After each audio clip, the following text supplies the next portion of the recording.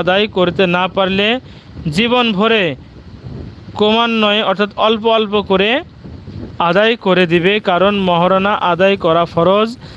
আর এক পয়সাও দাবি করে যৌতুক আদায় করা পেশাব পায়খানার মতো হারাম।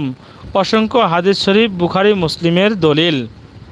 তাহলে পেশাব পায়খানা এটা যেমন হারাম, এটা খাওয়া যেমন, ঠিক তেমনি এক পয়সাও দাবি করে যৌতুক আদায় করা, দাবি করে। এখন যদি কোনো মেয়ের বাবা মা যদি আপনাদের সংসারে কোনো টাকা পয়সা বা অন্যান্য কোনো কিছু দেয় খুশি হয়ে, সেটা আলাদা বিষয়।